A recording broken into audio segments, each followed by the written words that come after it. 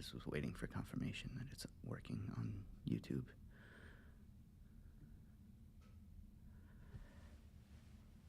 Good evening, everyone. I'm Zen Master Sebastian Rizzon, founding master of the Zen Art Center in the Mind Light Way School of Zen Arts. I lead these guided meditations on the first Thursday of every month, and I hold a Dharma Talk group meditation on the third Thursday of every month at 7 p.m. You can also find these streamed live or anytime after on the Zen Art Center YouTube channel. The lessons and techniques I'll be teaching tonight are all derived from my experiences studying and teaching Zen for nearly 20 years. Prior to starting this school, I lived in a Buddhist temple for 16 years and became a master under my teacher, great Zen Master Changsi Kim. Zen is a practice that points you to a direct understanding of the mind.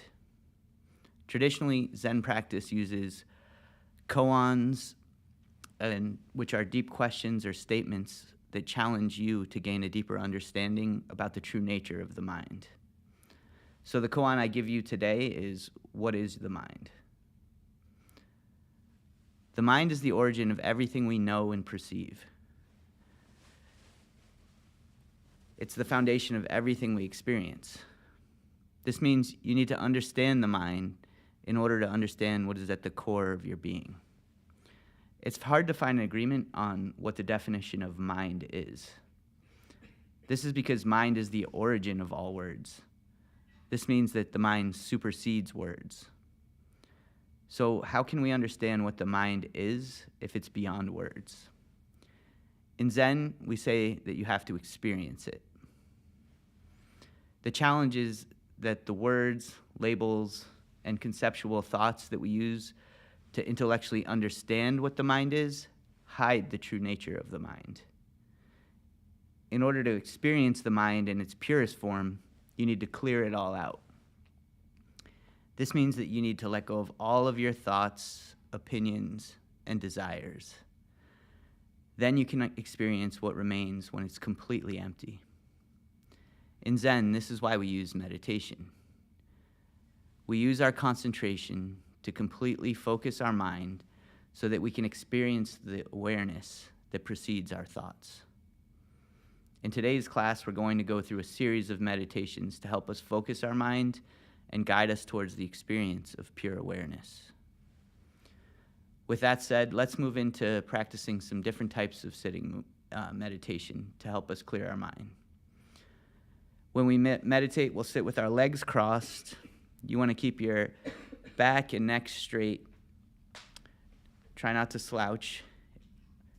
We'll have our eyes closed for most of these meditations, but if they're open, you want to have them at a 45-degree angle with your gaze towards the floor.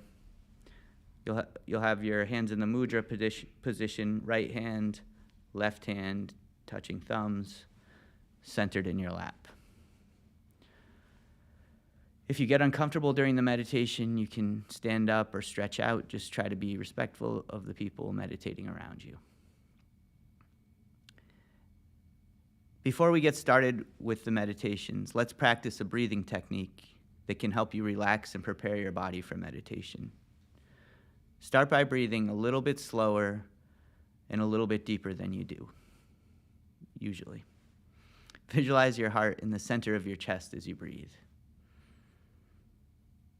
As you listen to me, I want you to keep slowing down your breath and breathing a little bit deeper.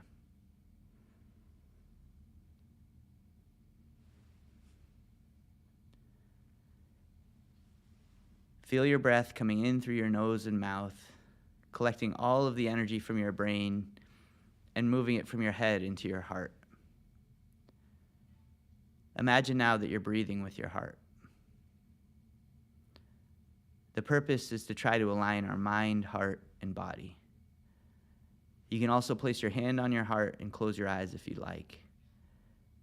Just keep breathing a little bit slower and deeper as I talk. This is a technique you can use to relax or reset yourself whenever you feel nervous or anxious, or whenever you feel like you need to switch gears from different activities you're doing throughout the day. You can use it when you wake up, before you enter a stressful meeting, before you go to sleep, or before you meditate. Let's just take a few more moments and take some slow and deep breaths.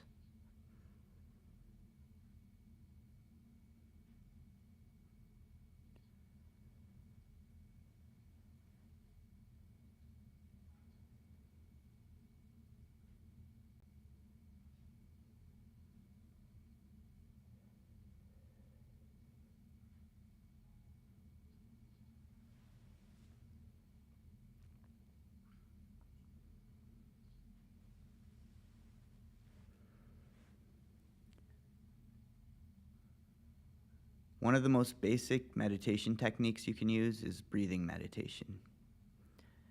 In traditional Zen meditation, we usually focus on a mantra. A mantra is usually a word or a phrase that's repeated within your mind that is used to push out all of the thoughts. In this part of class, we'll use our breath as our mantra and as the focus of our meditation. For this technique, we'll just sit still and quietly count our breaths. During this meditation, try to stay focused on your breath. If you lose count, that's a sign that you've lost your focus. As soon as you have that realization, just start over again and start counting. You can use this technique with your eyes opened or closed. If your eyes are open, your gaze should be towards the floor. So let's just take a few minutes and practice counting our breaths together.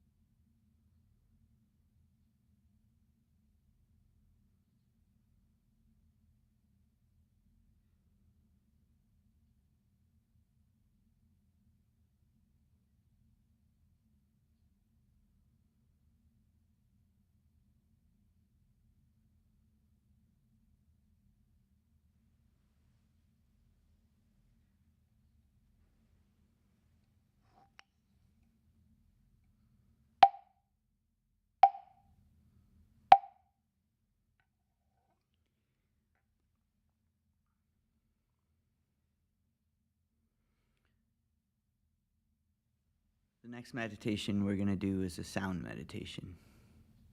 In this meditation, we're going to be focusing on a sound as our mantra. For this meditation, I want you to just focus your mind on the resonance of the singing bowl.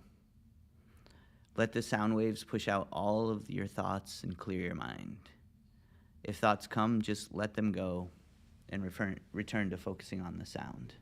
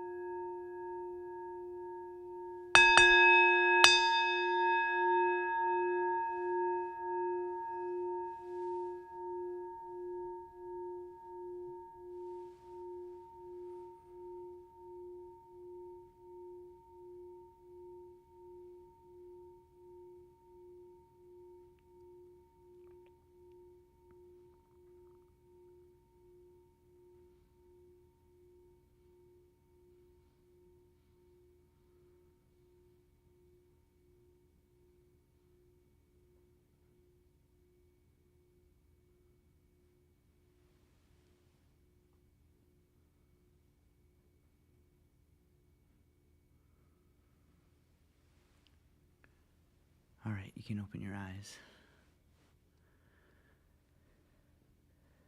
The next technique we're going to use to clear our minds is a mantra meditation. This is the traditional technique we use in Zen meditation. The mantra is the focal point of your meditation, usually a word or a phrase that's repeated within your mind. If you try not to think, thoughts inevitably will come into your mind. So by focusing on a mantra, you can use it to push out all of the other thoughts. When you meditate on a mantra, try to let go of your feelings, opinions, and desire. As you meditate, only concentrate on your mantra. If another thought comes into your mind, let it pass and return to focusing on your mantra. You can use anything as a mantra during your meditation, but if you don't have a mantra that you want to use, I usually suggest using the mantra of Kwanseum Bosal. Kwanseum Bosal is the name of the bodhisattva of love and compassion in Korean Zen. A bodhisattva is an enlightened teacher that has dedicated their lives to helping others. Kwanseum Bosal is often depicted with thousands of eyes and hands and is said to be able to see the suffering of everyone and help those who call out her name. Using this mantra will bring compassionate energy into your mind while you meditate. Drawing this compassionate energy into your mind will help you relax and clear your mind. Once again, the mantra is Kwanseum Bosal. Kwanseum Bosal. So let's meditate on this mantra for a few minutes.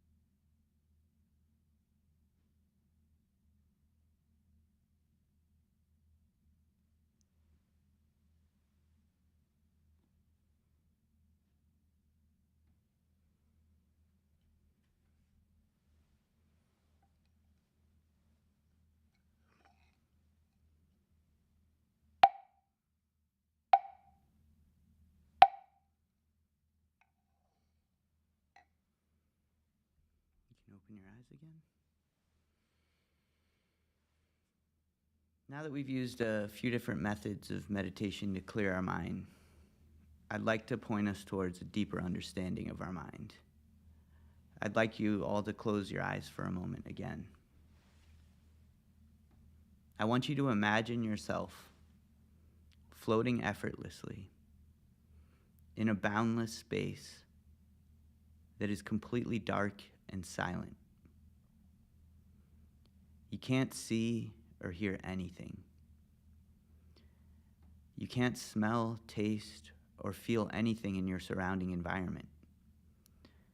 There's absolutely nothing stimulating any of your senses. Now, imagine that you have complete amnesia. You have no memories of anything and no sense of time passing. You have no reason to feel sadness, happiness, anxiety, stress, or fear. You have no idea who you are or where you are or how you got to where you are. You have no language to describe anything, and there's nothing to do. You sense nothing, and you have no idea about anything that ever existed. Yet you are aware and having an experience. This is pure awareness. It is the fundamental, untainted experience of being.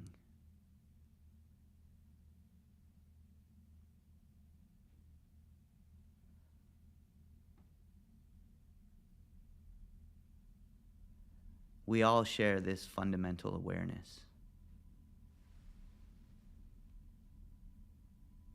You can open your eyes now. My words are trying to guide you to the experience of pure awareness, but ultimately they cannot explain what it is. The moment you try to explain it, you've tainted the experience. It's beyond words. It can only be experienced.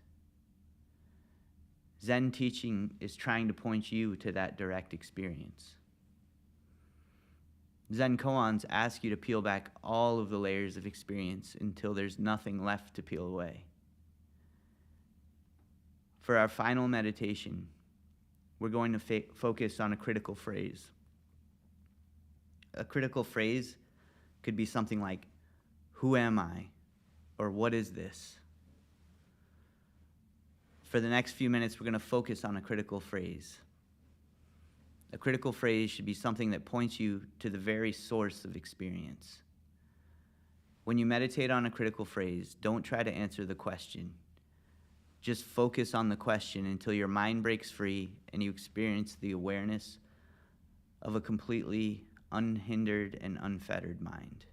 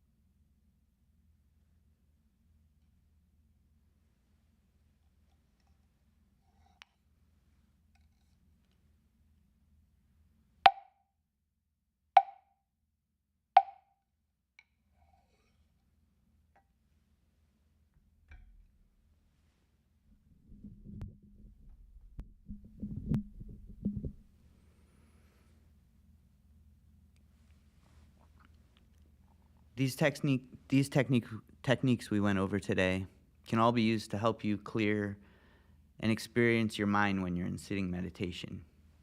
However, you can't sit and meditate all day. You have to feed yourself and live your life. So how can you keep your mind clear when you're moving around throughout the day? The key is your focus.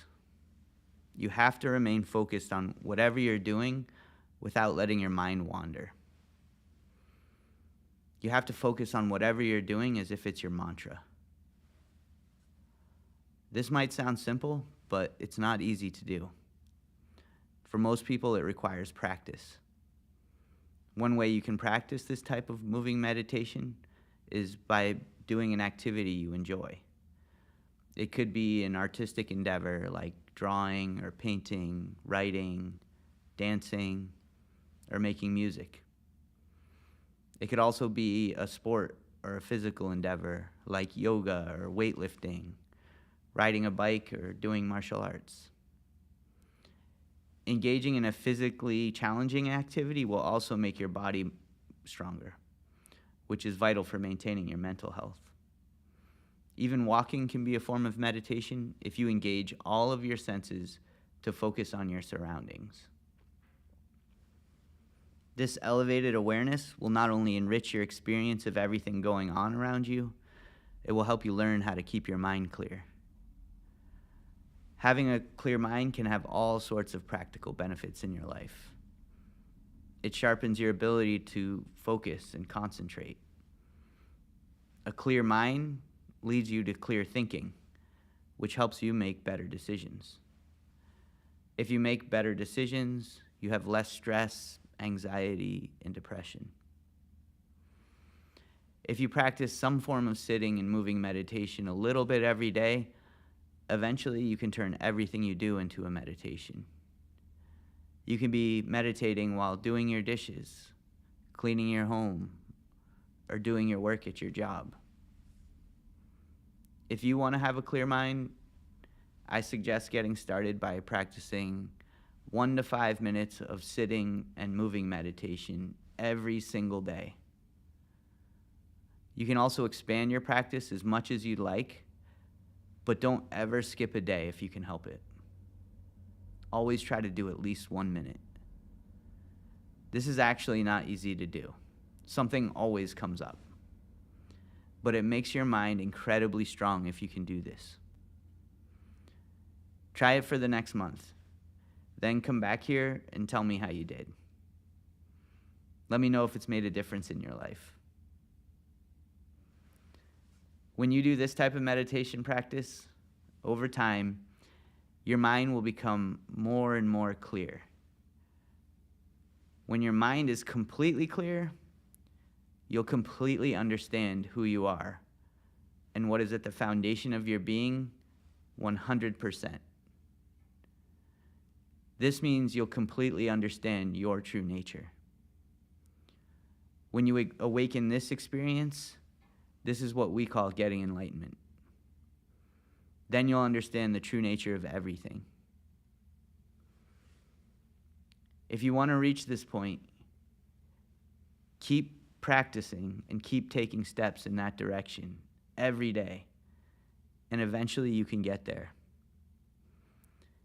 Every journey starts by taking one step, and I strongly encourage everyone to keep taking steps in the direction you want to go. I wish you all good luck in your journey.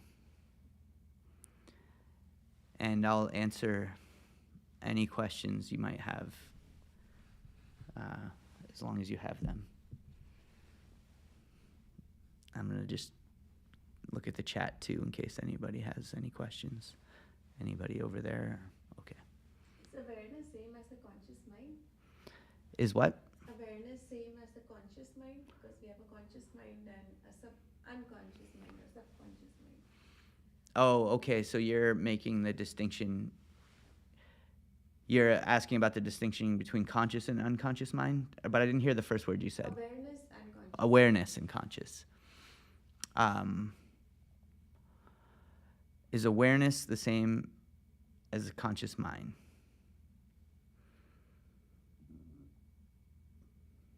it's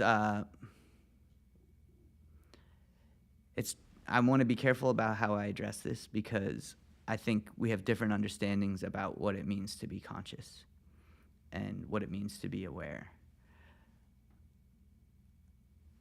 When we're having a conscious experience, sometimes we talk about the consciousness we possess, that we feel in our body. And when when our senses are active, we say that you're conscious. And then you also say, like, when you're sleeping or when you're under anesthesia, you're not conscious, or it's your subconscious. So there's some sort of differentiation we make there. But consciousness also has, I think this is kind of where the definition starts to slide a little bit. And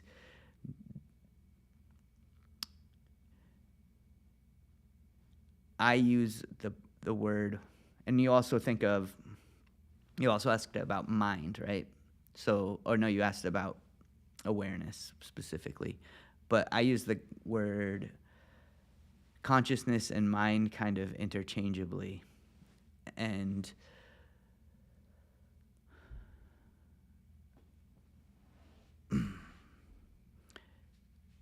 to me, consciousness and mind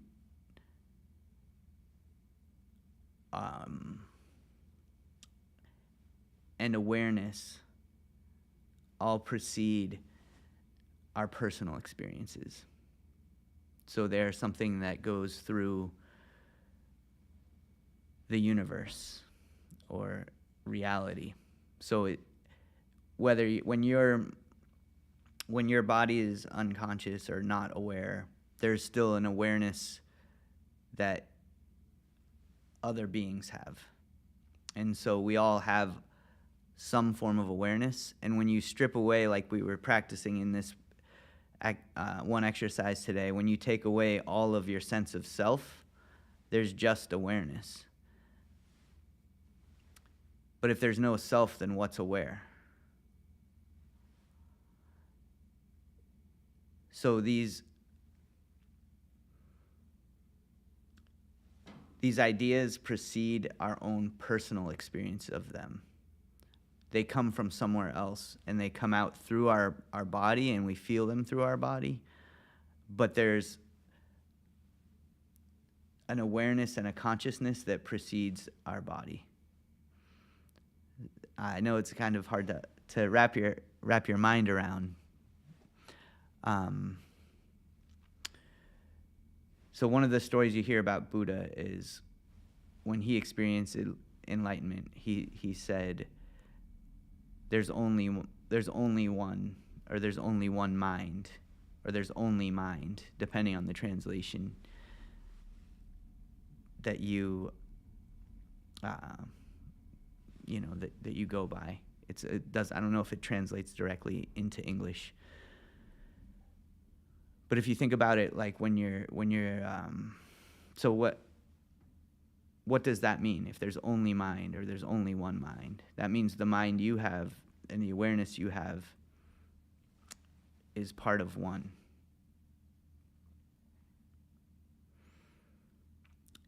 Now I know that's really hard to wrap your head around and your brain around and your thinking around, because the only way you perceive things and are aware of things are through your own body.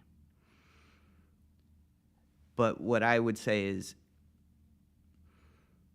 when you take away all of those labels and boundaries, you realize all of that awareness and consciousness has no bound. It's not bound by your body. The only thing binding it to your body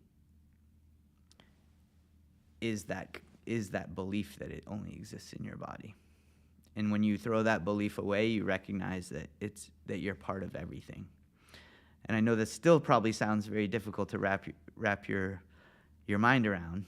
But if you think about like a dream, so when you're dreaming, you have an avatar, right? You have a body that you act through in that dream, and it navigates this whole world, and the world has all kinds of details. It can be, the same level of detail you have in your waking life. But what is creating that world? Your mind. So your mind has somehow created an entire environment and world, and it's simultaneously segmented off your body, so that your avatar's body, so that you think you're conscious through an avatar. So your mind is capable of doing that even within your own body, through your dreams. And all I'm suggesting is that our reality is that and we are all avatars within that one mind that is creating this environment. And it's seeing through all of us, and it's also creating the entire environment we live in.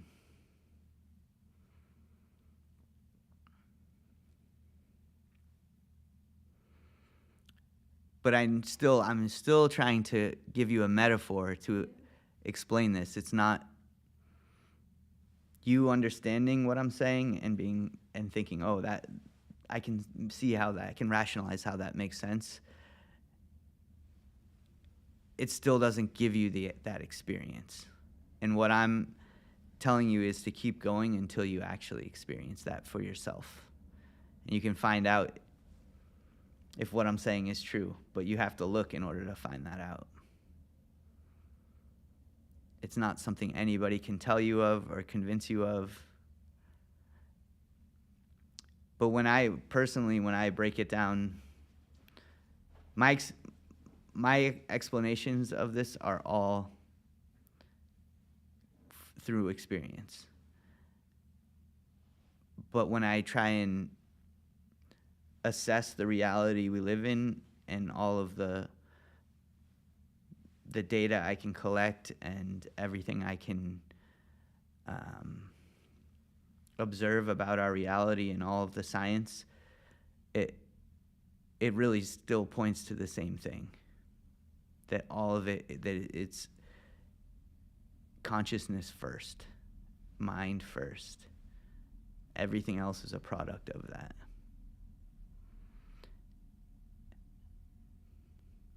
So once you are aware of the awareness, right, once you feel it, do you always stay in that state, or you can revert back to like mind-body connection and then awareness at points? Yeah, I think as long as you have a body, when you're living through your body and you're not sleeping, you're tethered to your body. So you'll always have that as long as you're living.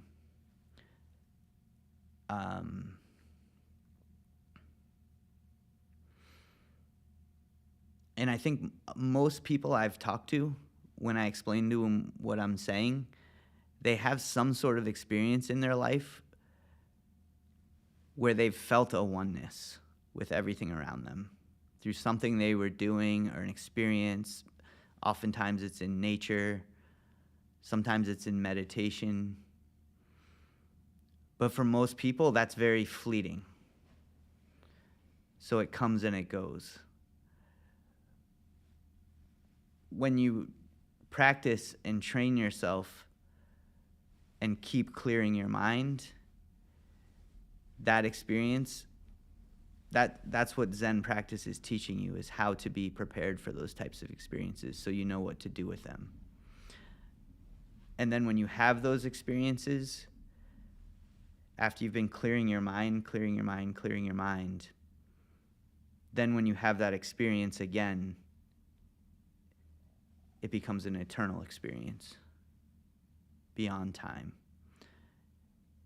But then you still have all of the things from your body, but that experience never leaves you at that point.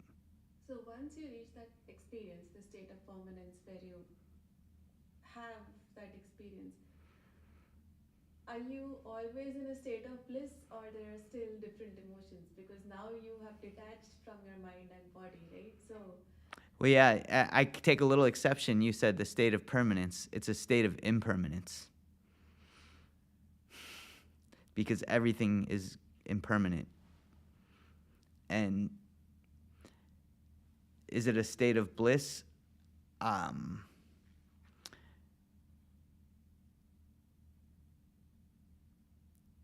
Yes, but there is still all of the pain that comes with your body.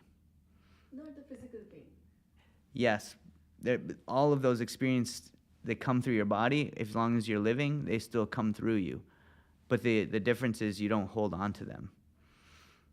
It's like if you're angry, you get angry, but then you let it go, and it doesn't taint the next moment. It's actually the same with happiness. It's you're happy and then it's gone, and the next moment is the next moment, and then that state of non-attachment to any of those states is what they describe as bliss. But I don't think it may not necessarily be the same thing that you are thinking of as far as like ecstatic joy or something like that. I mean, yeah, things don't get to you anymore, basically, because you have detached yourself from your thoughts and your mind, basically. Yeah, so in any moment you can feel something that causes suffering. Those things will still come as long as you have a body, but in the next moment you can be in heaven because you're not attached to what just happened. You can be in the most excruciating pain, but your mind can still be in heaven.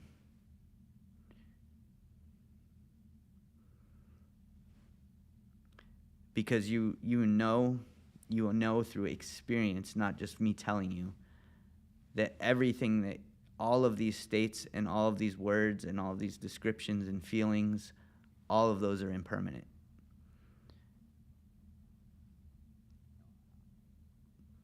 Including you, including your human experience is an impermanent experience. So basically, it's non-attachment to everything. On that level, but yes, but you still have, your body has an attachment to life. And as long as you want to live, you have to have that attachment. So it's attached and non-attached. So when I say this, I say it like that because it's not dualistic. It's not one or the other, it's both.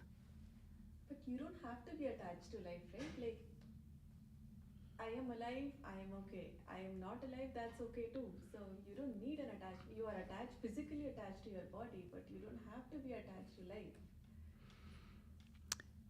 Yeah, but your body is what makes you alive, I guess. I'm not sure. Maybe I don't understand what you're asking.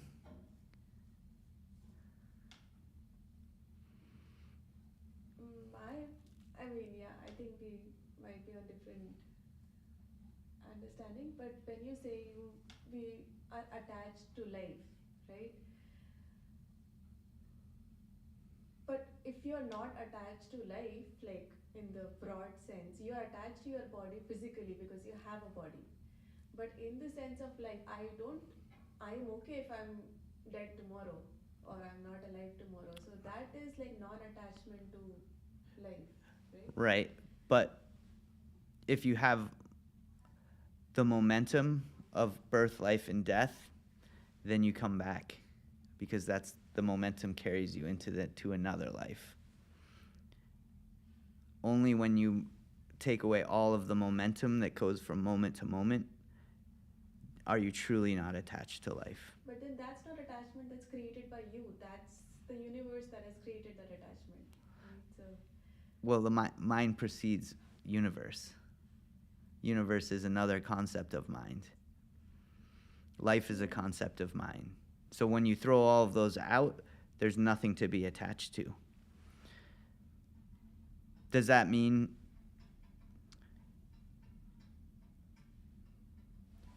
after that eternal experience, which we we're talking about. When you come back, when you are back to perceiving things through your body, everything is exactly the same. Yeah. Nothing has changed. The only thing that's changed is your experience of it.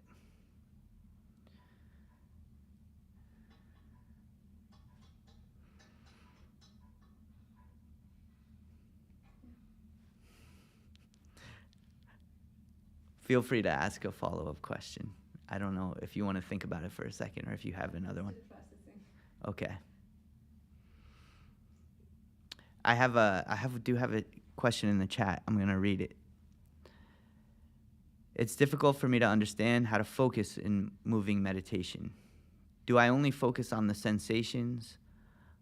While walking the air, I feel my feet on the ground, things I see without describing them.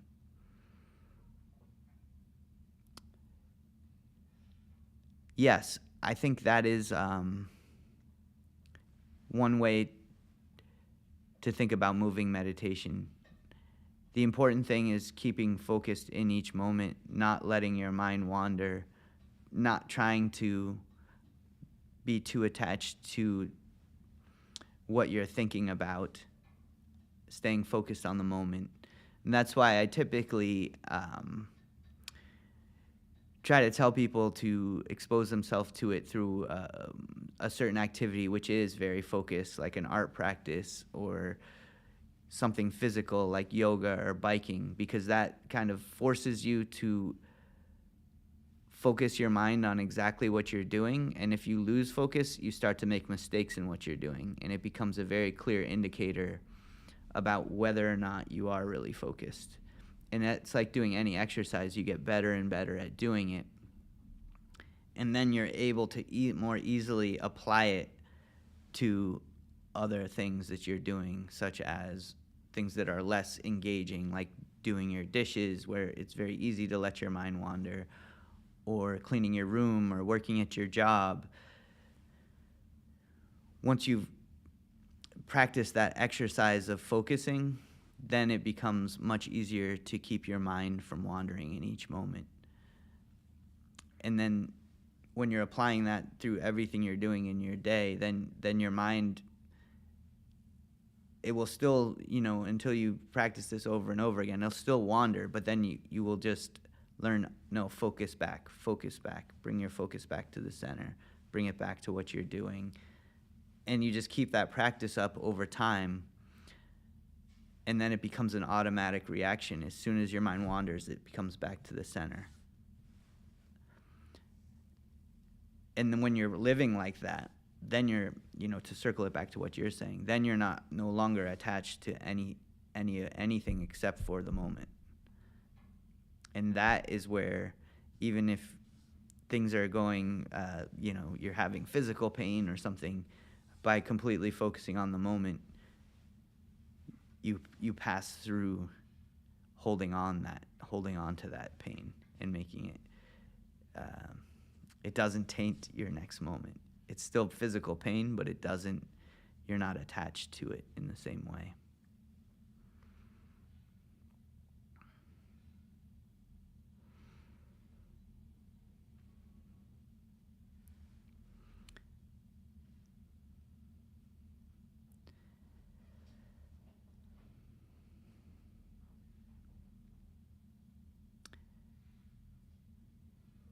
So Yes. the way of being not attached is by being completely in the present, right? Because when the present moment changes, you change. Right? Exactly. Everything's always changing. So always be in the present, or that's the practice of meditation, to stay in the present. To stay in the present. Complete focus on each moment. Because everything is impermanent, right? Everything is always changing. There is no state of permanence.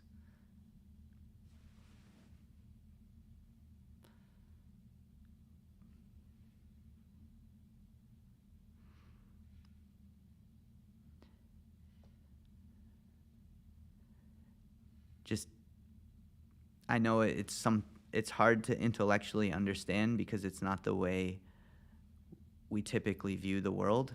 We think of cause and effect and past and future and present. What I'm saying is when you become completely focused and centered and present in each moment, the whole perspective and awareness expands. So through this concentrated focus, you gain infinite awareness and eternal awareness.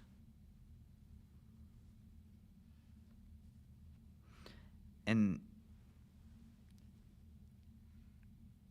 the only way you can possibly understand what I'm saying is not through reason, it's through experience.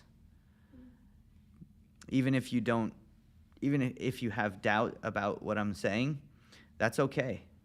Doubt it, doubt what I'm saying, tell yourself you don't understand, you don't know, but keep trying to see what happens. At worst, you'll get better at focusing and concentrating, and that will have all kinds of benefits on your life.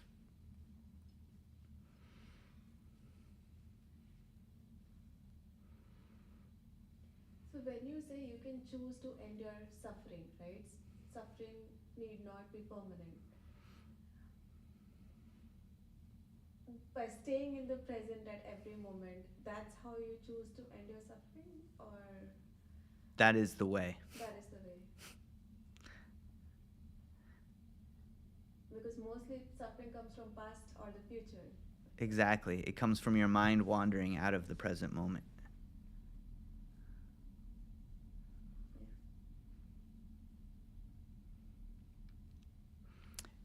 And when you keep your mind on each moment, then the momentum that carries you, it ceases, and you can, the momentum that you create and that the universe creates, it cannot affect you anymore because you're completely calming down the waves in each moment as soon as they hit. So when you live your life, you create waves and momentum, and that's what the Buddhists call karma, and that's what carries you into throughout your life. Sometimes without even realizing it, your karma is carrying you from one moment to the next, and that's kind of like a chain of cause and effect. But when you live in each moment and you focus on each moment, that momentum, you become detached from that momentum. And that is when you become completely detached, that's what I'm saying is the experience of pure awareness, of enlightenment.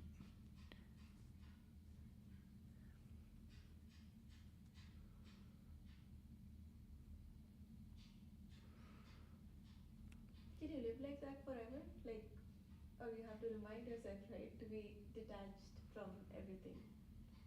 At some point you get attached to things until you remind yourself, oh, I don't have to be attached.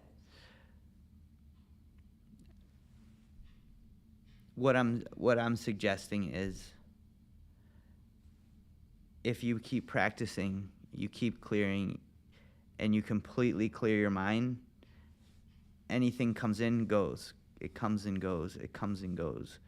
There is no, it's like a Teflon pan. Nothing can stick to it.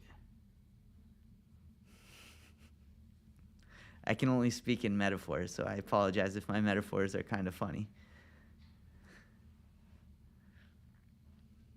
That's like non-attachment.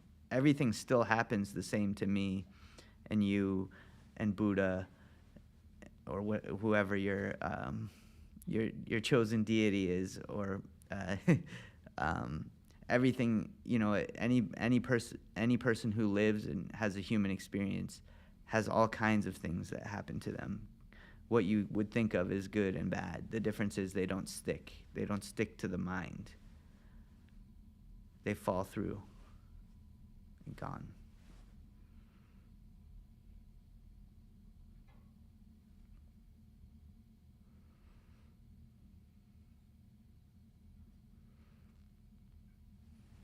Any more questions?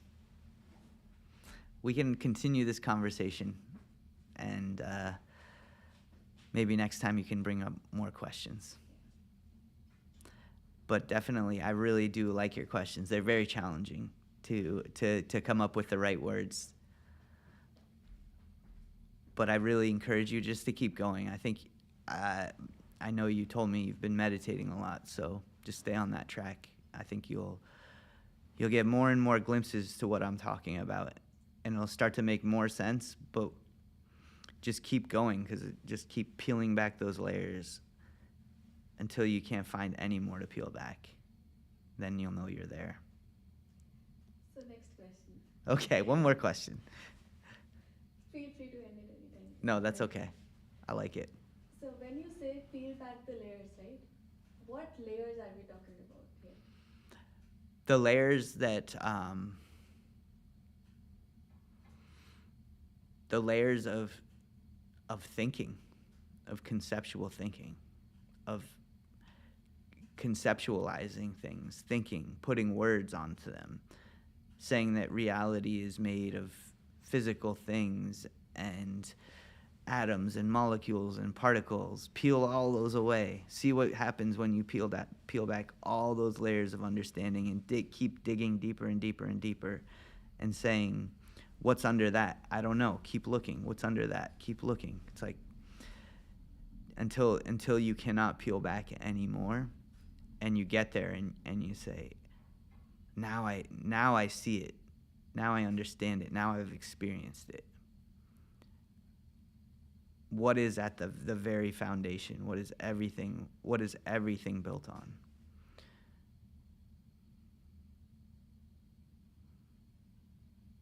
It's a metaphor, because what I'm trying to point you to is beyond words. And the word I use for it is mind. But it's beyond that word too. You know, you can say pure consciousness, but that's another word. You could say God. I don't choose to use that word generally, because I think it has so many, all of these words have so many other ideas attached to them. And so if you believe in God, just look until you find that. If you believe in mind, look until you find out what is mind. If you believe in consciousness, find pure consciousness. And then when you get there, take off that word too and find what's under that word and what it's representing, what it's symbolizing. Because it's not the real thing. All of these things are like a map to the thing. They're not the thing. So keep following the map till you actually find the real thing underneath. I wish you good luck on that journey. And I'm just going to make a few announcements for the people here, the people online. I have this class on the first Thursday of every month. So you can mark your calendars. The next one's on March 6th. I also hold a meditation and Dharma talk on the third Thursday of every month. In that, I do more of a talk about the mind and Zen philosophy. The next one is on in 2 weeks, Thursday, February 20th, same time, 7 to 8 p.m. I also hold Zen art and writing groups once a month. In the writing group, it's called the Zen Writers and Poets Society. We work on our own writing projects and share our work with each other. And we also practice a little meditation and learn how to use writing as a form of meditation, a moving meditation, but also using our meditation as a source for our inspiration. And this is on the second Sunday of every month from 3:30 to 5 p.m. So that'll be February 9th this month. The other group is the Zen Art Collective. It's the same idea, just with different forms of art. Any form of art is fine. And same thing, we just practice a little meditation, learn how to use our art practice as a meditation, and then learn how to meditate to get inspiration for our art. So that will be Saturday, February 22nd from 3:30 to 5. It's the fourth Saturday of every month if you want to plan ahead. If you're interested in learning a new art form, I also teach Zen sword and martial arts, which was my original art form, where I learned about moving meditation. So if you want more information on that, just please contact me directly. We have our Empower and Flow initiative will also be hosting a love and kindness workshop on Sunday, February 16th from 11 to 12:30. It's 11 a.m. to 12:30 p.m. And that's being led by our community ambassador, Nadia, who's the founder of Empower and Flow. And she'll also be teaching a belly dance fusion class that same Sunday at 9:45 a.m. That is online as well? Okay. All of the information about upcoming classes is on the Mind Light Way meetup pages and on our website at mindlightway.org. You don't need any prior experience to participate in any of these classes. Let me and Nadia know if you're interested in any of these classes, or contact us at contact@mindlightway.org. In closing, the Mind Light Way School of Zen is a 501c3 nonprofit organization, and we rely solely on donations to be able to continue to offer these classes. If you find value in these classes and can afford to make a donation, there's a cash donation jar and information how to make a donation via Venmo in the back. It's also in the description for this video and also on our webpage. Your generosity in supporting these programs is greatly appreciated. Thank you, and have a good night. You're all invited to stay and chat for a while if you'd like to strike up a conversation with me or anyone else in the group. And when you come in person, we have barley tea for the people. So if you're watching live, try to come in person next time. Take care and have a great night.